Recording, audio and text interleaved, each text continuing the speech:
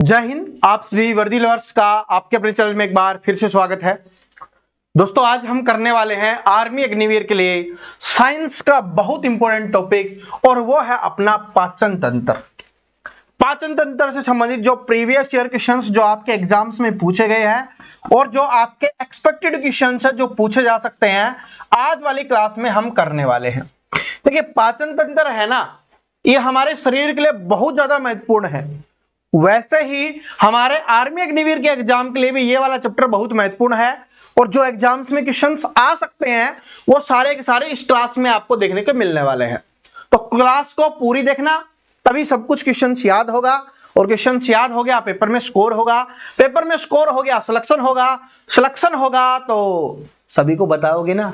आपने प्रवीण कटारिया से पढ़ा था, ठीक है? बताओगे, ईमानदारी से बताना। कौन कौन बताए ईमानदारी से, कौन कौन छुपाएगा, कौन कौन बताएगा, ईमानदारी से बताना। सब आज कमेंट सेक्शन देखने वाला हूं। इस वीडियो में जितने भी कमेंट आएंगे ना, सभी का रिप्लाई मिलने वाला है। देखते हैं कितने स्टूडेंट प्यार करते हैं कि उनके सिलेक्शन के बाद सभी को बताएंगे कि हाँ, आपने प्रवीण कटारिया से पढ़ा था और साथ में वर्दी लवर्स चैनल से पढ़ा था। ठीक है, चलो अब बात करते हैं, शुरुआत करते हैं पाचन तंत्र की। हमारे शरीर में यानी कि जो हम खाते हैं और जब वो खा के पूरा हजम होके शरीर से बाहर निकल जाता है, तब तक के सिस्टम को हम पढ़ने वाले हैं। चलो बात करते हैं। पहला क्वेश्चन आपका आ गया है कि कौन सा अंग है वो पित्त उत्पादन करता है। बहुत इंपॉर्टेंट क्वेश्चन है। देखो, मैं हर क्वेश्चन में ये बोलूं बहुत इंपॉर्टेंट है तो वो तो गलत है, क्योंकि सारे के सारे इंपॉर्टेंट ही हैं, तो बोलने का क्या फायदा है ही। स्टार्टिंग में बोल दिया तो ध्यान से देख लेना। कौन सा अंग पित्त उत्पन्न करता है? पित्त है वो कहां पर उत्पन्न होता है? तो जो हमारा लीवर होता है, जो हमारा यकृत होता है, लीवर होता है, वहां पर पित्त उत्पन्न होता है। बहुत इंपॉर्टेंट क्वेश्चन है, पित्त उत्पन्न होता है। फिर से आ गया, चलो कोई बात नहीं। प्रोटीन पाचन कहां शुरू होता है? जो प्रोटीन है उसका पाचन कहां से शुरू होता है, ये अपने लिए बहुत इंपॉर्टेंट है। प्रोटीन का पाचन देखो, वैसे मैं आपको बताता हूं यार, एक वो था भेजना था, वो रह गया। चलो, हमारा जब भी हम खाते हैं तो सबसे पहले हमारे मुंह में खाना जाता है, और हमारी जो जान दांत होते हैं उनको चबाने का कार्य करते हैं, और फिर हमारे गले से नीचे उतरकर छोटी आंत, बड़ी आंत इस तरीके से बाहर निकल जाता है। ठीक है, लेकिन हमारे शरीर में ये जो चीजें होती हैं ये क्यों काम करती है? जिनका थोड़ा थोड़ा काम बटा हुआ है, जो अपना अपना काम करते हुए चलते हैं। इसी तरीके से साइंस आपके लिए जरूरी है, साइंस अपना काम करेगी। मैथ आपके लिए जरूरी है, मैथ आपका काम करेगा। रीजनिंग अलग से जरूरी है, और आपका जीके है वो अलग से जरूरी है। तो इसका मतलब सारी चीजें इंपॉर्टेंट है, और सभी का अपना अपना वेटेज है, अपना अपना काम है कि मैथ में पूरे में से पूरा ले सकते हो। ठीक है, जिस तरीके से सब कुछ खत्म हो जाता है, ऐसे ही है, ऐसे ही हमारा शरीर काम करता है। सारी चीजों की इंपॉर्टेंस है। जिस तरीके से पेपर में सभी सब्जेक्ट की इंपॉर्टेंस है पास करने के लिए, वैसे पाचन के लिए। तो प्रोटीन का पाचन कहां से शुरू होता है? ये हमारे स्टोमच से होता है, अमाशय से होता है। ठीक है, अमाशय से होता है। आगे चलिए कि एंजाइम एमिलेज का क्या कार्य है। ठीक है, एंजाइम एमिलेज का क्या कार्य है ये अपने को बताना है। एंजाइम एमिलेज का क्या कार्य होता है? तो इसका काम होता है, जो हमारे भोजन में स्टार्च होता है, स्टार्च आपने सुना होगा नाम। ठीक है, जैसे आलू में स्टार्च पाया जाता है। कई बार बोला जाता है ना कि फ्रेंच फ्राइज बना रहे हो, चिप्स बना रहे हो, तो आलू को चीरने छीलने के बाद उसको पानी में डाल दो ताकि उसका स्टार्च निकल जाए। तो स्टार्च जो शब्द होता है, तो जो स्टार्च होता है ना, उसको तोड़ने का काम करता है, ब्रेक डाउन करने का काम करता है, ताकि वो अच्छे से पाचन हो जाए। तो ऑप्शन नंबर सी है वो करेक्ट आंसर हो जाएगा, क्योंकि जो स्टार्च होता है अगर वो उसको तोड़ा नहीं जाएगा, ब्रेक नहीं किया जाएगा, तो वो काम नहीं करेगा, एक जगह पे जाके इकट्ठा हो जाएगा, फिर अच्छे से उसका पाचन नहीं होगा। इसलिए तो हम जब मैदा वगैरह खाते हैं ना, ज्यादा खा लेते हैं, तो हमारे शरीर में प्रॉब्लम होना स्टार्ट हो जाता है। पाचन तंत्र का कौन सा भाग अधिकांश पोषक तत्वों को अवशोषित करता है? पाचन तंत्र का कौन सा भाग है जो अधिकांश पोषक तत्वों को अवशोषित करता है, यानी कि जिसमें जो हमारे शरीर के लिए इंपॉर्टेंट है, ठीक है, उसको अवशोषण कर लेता है, बाकी चीजें बाहर निकाल देता है। समझ रहे हो ना? अरे आपने जूस देखा होगा, मैं एक एग्जांपल से बताता हूँ। मौसमी का जूस आपने देखा होगा, यहाँ भी गर्मियों का मौसम चल रहा है तो गन्ने का जूस देखा होगा ना। तो गन्ने का जूस मशीन में डाला जाता है, वो हमारा शरीर हो गया वो मशीन, तो उसमें जूस है वो निकाल लिया जाता है और बाकी की जो एक्स्ट्रा चीज है उसको फेंक दी जाती है। तो जो इंपॉर्टेंट है गन्ने का जूस 20 रुपए वाला, तो वो इंपॉर्टेंट है। तो उसी का बोला गया है कि पाचन तंत्र का कौन सा भाग अधिकांश पोषक तत्वों को अवशोषित कर लेता है, यानी इकट्ठा कर लेता है। अधिकांश, थोड़े बहुत तो चले जाते हैं। तो गन्ने के जूस वो निकलता है ना, जो एक्स्ट्रा होता है जिसको फेंक दिया जाता है, उसमें क्या होता है, उसमें भी थोड़ा बहुत होता है। तो अधिकांश तो हम निकाल लेते हैं, ऐसा ही है। तो कौन सा भाग में होता है ये होता है छोटी आंत में। छोटी आंत में, किस आंत में होता है? छोटी आंत में। और छोटी आंत और बड़ी आंत से संबंधित एक बात याद रख लेना, छोटी आंत साइज में बड़ी होती है, बड़ी आंत छोटी होती है। ठीक है, छोटी आंत बड़ी होती है साइज में और आकार में, और बड़ी आंत छोटी होती है। जब भी आपसे पूछा जाए ना सबसे बड़ी आंत कौन सी है, छोटी आंत, और सबसे छोटी पूछे तो बड़ी आंत। ठीक है, छोटी और बड़ी में ये फर्क है। बड़ी आंत का मुख्य कार्य क्या है? छोटी आंत का कार्य पता चल गया आपको कि छोटी आंत क्या काम करती है। जो हमारे शरीर के लिए आवश्यक पोषक तत्व है, जो न्यूट्रिएंट्स है, उनको स्टोर कर लेती है। उसी तरीके से अब बताना है कि बड़ी आंत का प्रमुख कार्य क्या होता है। तो बड़ी आंत का प्रमुख कार्य हो जाएगा अब्जॉर्प्शन ऑफ वाटर, पानी का अवशोषण। पानी का अवशोषण कर लेता है, क्योंकि जो हमारा शरीर है ना उसमें 70% क्या है, पानी है। तो हमारे शरीर के लिए पानी बहुत जरूरी है। और गर्मियों में है ना, पानी का ध्यान रखना, पानी पीते रहना। और भाई मैंने बोला था ना, पशु पक्षियों के लिए है पानी जरूर रखना है। कुछ नहीं, पुराना घड़ा लो, उसको फोड़ो और रख दो और पानी डाल दो, बस ये जरूर करना है अपने को। ठीक है, तो पानी का अब्जॉर्प्शन है वो कौन करती है? बड़ी आंत करती है। चलो आगे बढ़ते हैं कि अमाशय में कौन सा अम्ल पाया जाता है। अमाशय में कौन सा अम्ल पाया जाता है, बहुत इंपॉर्टेंट है, बार बार एग्जाम्स में आने वाला है। तो अमाशय में कौन सा अम्ल पाया जाता है? तो अमाशय में पाया जाता है भाई हाइड्रोक्लोरिक अम्ल। कौन सा अम्ल पाया जाता है? हाइड्रोक्लोरिक अम्ल, जो हमारे अमाशय में पाया जाता है। जो हम खाना खाते हैं, जो हमारे अमाशय में जाता है, तो हाइड्रोक्लोरिक अम्ल उसको गलाने का काम करता है, उसको ऑब्जॉर्व कर, मतलब उसको टुकड़े टुकड़े में बांट देता है, जिससे वो शरीर में पहुंच जाए। समझ रहे हो? तो तभी तो बोला जाता है खाना खाने के बाद एकदम से आपको पानी नहीं पीना चाहिए, क्योंकि जो एक हाइड्रोक्लोरिक अम्ल है ना, वो खाने को पाचन करने का काम शुरू करता है और हम पानी पी लेते हैं तो वो रुक जाता है, क्योंकि अंदर गर्मी बहुत ज्यादा उत्पन्न हो जाती है। जब हम खाना खाते हैं ना तो शरीर में क्या हो जाती है, गर्मी उत्पन्न हो जाती है, खाना अंदर जा रहा होता है, क्योंकि उसकी पाचन प्रक्रिया शुरू हो जाती है जब हाइड्रोक्लोरिक अम्ल के संपर्क में आता है हमारा खाना। और तुरंत पानी पी लोगे तो वो आग ठंडी हो जाएगी, जिससे अच्छे से पाचन नहीं होगा।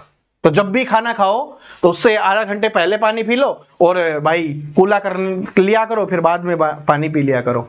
ठीक है, पानी बाद में पीना चाहिए, तुरंत पानी नहीं पीना चाहिए खाना खाने के बाद। तो याद रख लेना, रीजन मैंने आपको बता दिया है क्यों नहीं पीना चाहिए। ठीक है, आगे है छोटी आंत में विल्ली का क्या कार्य है। जो छोटी आंत है उसमें विल्ली का क्या कार्य होता है? तो ये होता है आपका अवशोषण के लिए सतह क्षेत्र को बढ़ाना, यानी कि अब्जॉर्प्शन के लिए जो सरफेस एरिया है उसको इंक्रीज करना, बढ़ाना, ये काम होता है छोटी आंत में। ठीक है, चलो, क्योंकि छोटी आंत में जो ये जगह बढ़ जाएगी तो आराम से आप कर पाओगे, खाने का पाचन अच्छे से हो पाएगा, और उनके अंदर जो इंपॉर्टेंट चीजें होगी, पोषक तत्व होंगे, वो हमारे शरीर को अब्जॉर्ब हो जाएगा। किसके द्वारा? छोटी आंत के द्वारा। तो याद हो गया कैसे। कौन सा एंजाइम वसा में फैटी एसिड और ग्लिसरीन में तोड़ता है? कौन सा एंजाइम है जो वसा को फैटी एसिड और ग्लिसरीन में तोड़ता है? सॉरी, ठीक है, बताना है वसा को। वसा का मतलब समझते हो ना, फैट। फैट जैसे हम घी वगैरह खाते हैं तो उसमें फैट की मात्रा होती है, तेल वगैरह खाते हैं तो उसमें फैट की मात्रा होती है। तो उसको फैटी एसिड और ग्लिसरीन में तोड़ने का काम है, वो किसके द्वारा किया जाता है? तो ये किया जाता है लाइपेज के द्वारा। किसके द्वारा? लाइपेज के लिए। ये भी बार बार एग्जाम्स में आने वाला क्वेश्चन है। किसके द्वारा किया जाएगा? लाइपेज के द्वारा। आगे बढ़ते हैं। अपेंडिक्स कहां स्थित होता है? अपेंडिक्स है वो कहां पर स्थित होता है? तो अपेंडिक्स है वो कहां पर स्थित होगा? तो ये नीचे वाले हिस्से में होता है, तो बड़ी आंत में हो जाएगा। किस में हो जाएगा? बड़ी आंत में हो जाएगा अपेंडिक्स। आपने सुना भी होगा कि अपेंडिक्स का ऑपरेशन हुआ है। ठीक है, आगे चलिए, क्या है? एपिग्लाइटिस का क्या कार्य होता है? एपिग्लाइटिस है उसका क्या कार्य होता है? ये बहुत इंपॉर्टेंट है। ठीक है, क्वेश्चंस तो इंपॉर्टेंट है ही है, लेकिन हमारे शरीर के लिए बहुत इंपॉर्टेंट है। एपिग्लाइटिस का क्या कार्य होता है? एपिग्लाइटिस का कार्य होता है भोजन को श्वास नली में जाने से रोकना। जब हम भोजन खाते हैं ना, तो कई बार आपने सुना होगा कि उसकी सांस की नली में चला गया, खाना अटक गया, जिसकी वजह से उसकी मृत्यु हो गई, सांस नहीं आया, आपने सुना होगा ना। तो ये जो एपिग्लाइटिस है ना, ये जो हम भोजन खा रहे होते हैं उसको सांस वाली नली में जाने से रोकता है, जिससे वो फेफड़ों में ना जाए। समझ रहे हो? और ये कैसे रोकता है? जब भी हम खाना खा रहे होते हैं तो उसके ऊपर एक तरल पदार्थ का एक लेप सा लगा देता है, या आप बोल सकते हो कि तरल पदार्थ से उसको कवर कर देता है, ताकि वो एकदम से श्वास नली में ना जाकर हमारी जो पाचन तंत्र है उसमें चला जाए। ठीक है, इसलिए छोटे बच्चों को क्या होती है कि जो ये आपका एपिग्लाइटिस है, लार वगैरह है, ये एक लार की तरह होता है, तो क्या है कि उसकी कमी होती है, तो कई बार श्वास की नली में चला जाता है। हार्ड चीजें अगर उनको दी जाती हैं तो ठीक है, क्योंकि हम तो क्या है, बड़े हैं, तो हम अच्छे से चिगल कर खाना खाते हैं, अच्छे से चबा के खाना खाते हैं, तो जिससे क्या है कि वो सॉलिड नहीं रहता। लेकिन छोटे बच्चों को बोला जाता है ना कि बादाम नहीं देना चाहिए, क्योंकि वो चबाते नहीं है, डायरेक्ट लेके जाएंगे तो श्वास की नली में चला जाएगा, और उस पर ये काम नहीं करता फिर एपिग्लाइटिस। ठीक है, तो ये सिंपल लार की तरह चिकना सा तरल पदार्थ होता है जो, तो समझ गए, भोजन को श्वास नली में जाने से रोकता है। इतने अच्छे से समझा दिया है, अब भी नहीं समझोगे तो फिर कभी नहीं समझोगे। कौन सा अंग पित्त को संग्रहित करता है? तो पित्त को संग्रहित कहां पर किया जाता है? संग्रहित का मतलब होता है इकट्ठा, स्टोर कहां पे किया जाता है पित्त को? तो पित्त को पित्ताशय में इकट्ठा किया जाता है। किसमें? पित्ताशय में इकट्ठा किया जाता है। दो अलग अलग टाइप के क्वेश्चन है, एक पहला था, एक ये वाला है। तो कौन सा अंग पित्त को संग्रहित करता है? पित्ताशय। आगे बढ़ते हैं। पेरिस्टालिस का क्या कार्य है, या पेरिस्टालिस क्या होता है, ये अपने को बताना है। पेरिस्टालिस क्या है? पेरिस्टालिस क्या है? ठीक है, तो बताओ क्या होता है पेरिस्टालिस? क्या होता है? तो पाचन तंत्र में तरंग जैसी मांसपेशी संकुचन। क्या होता है? पाचन तंत्र में तरंग जैसी मांसपेशी का संकुचन होता है। कम ही आता है, लेकिन देख लेना एग्जाम में आया हुआ है, एक बार किसी न किसी एग्जाम में आया हुआ, तभी मैंने लिया है। आंत के बैक्टीरिया द्वारा कौन सा विटामिन उत्पन्न होता है? ये इंपॉर्टेंट है। जो हमारी आंत में बैक्टीरिया होता है ना, उससे कौन सा विटामिन उत्पन्न होता है, ये अपने को बताना है। तो इससे विटामिन के उत्पन्न होता है। कौन सा विटामिन उत्पन्न होता है? विटामिन के उत्पन्न होता है आंत के बैक्टीरिया से। कार्बोहाइड्रेट पाचन का अंतिम उत्पाद क्या है? जो कार्बोहाइड्रेट पाचन है उसका अंतिम उत्पाद क्या होता है? तो कार्बोहाइड्रेट को जब पचाते रहते हैं तो अंतिम उत्पाद क्या बनता है? ग्लूकोज बनता है। क्या बनता है? ग्लूकोज। ठीक है, ग्लूकोज। जैसे अपने एस्ट्रोनॉट वगैरह है ना, वो सिर्फ डायरेक्ट ग्लूकोज ही लेके जाते हैं और उधर से ही वो एनर्जी ले रहे होते हैं। ठीक है, सबसे ज्यादा वैसे तो एनर्जी फैट में होती है, वसा में, लेकिन हमारा शरीर है वो किससे ले रहा होता है? कार्बोहाइड्रेट से ले रहा होता है, क्योंकि ग्लूकोज से बहुत अच्छी एनर्जी मिलती है। तो जहां पर भी कहीं पर जाना होता है ना, जैसे मंगल ग्रह पे जा रहे हैं और कहीं पे जा रहे हैं, चांद पे जा रहे हैं, आपने देखा होगा सॉरी, तो वो लोग ग्लूकोज लेके जाते हैं। ठीक है, पाचन तंत्र के किस भाग का पीएच लगभग 2 होता है? पाचन तंत्र के किस भाग का जो पीएच है वो लगभग 2 होता है। पीएच मान मैं याद करवा चुका हूं आप सभी को। पीएच मान तो किसका हो जाएगा? ये हो जाएगा अमाशय का। किसका हो जाएगा? अमाशय का।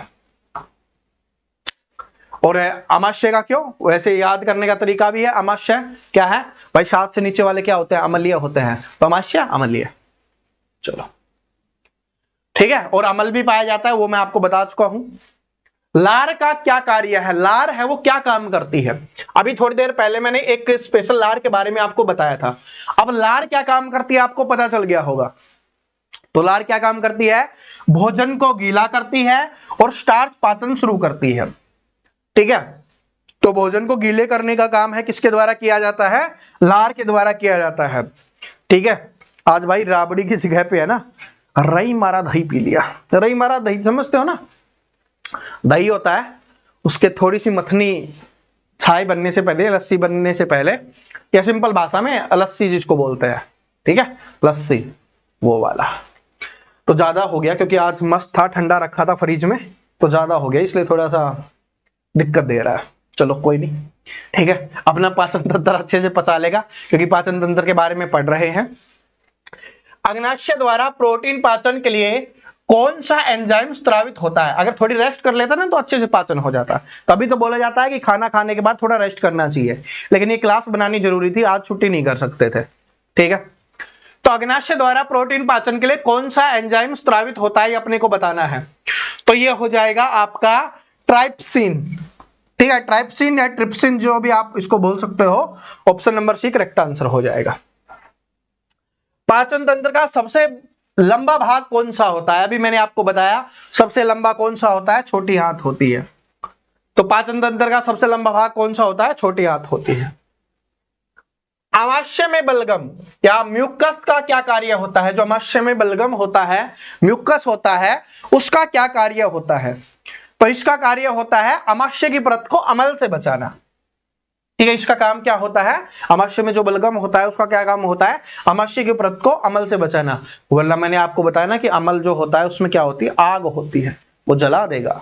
तो इसका काम होता है उसकी परत को बचाए रखना, क्योंकि आमाशय की परत जल गई तो फिर गड़बड़ हो जाएगी, पाचन नहीं हो पाएगा। कौन सा अंग इंसुलिन छोड़ता है? इंपॉर्टेंट और काफी बार एग्जाम्स में पूछा गया क्वेश्चन है। तो कौन सा अंग है जो इंसुलिन छोड़ता है, ये अपने को बताना है। तो कौन सा हो जाएगा? अग्नाशय है, वो किसको छोड़ता है? इंसुलिन को। इंसुलिन से संबंधित क्वेश्चंस आपके एग्जाम्स में आता है, काफी बार आया हुआ है। तो क्या बोलते हैं? पैनक्रियाज, जिसको बोला जाता है अग्नाशय। आगे बढ़ते हैं। आगे अपना क्या है कि ग्रास नली का मुख्य कार्य क्या होता है? ग्रास नली का, तो ग्रास नली है उसका क्या काम होता है? ग्रास नली, ग्रास का मतलब खाना समझ लो। ठीक है, जिस नली से खाना जा रहा होता है, ठीक है, उस नली को क्या बोला जाता है? तो सॉरी, उस नली का क्या कार्य होता है उसको बोला, तो ग्रास नली जाता है ना, उसका काम क्या होता है?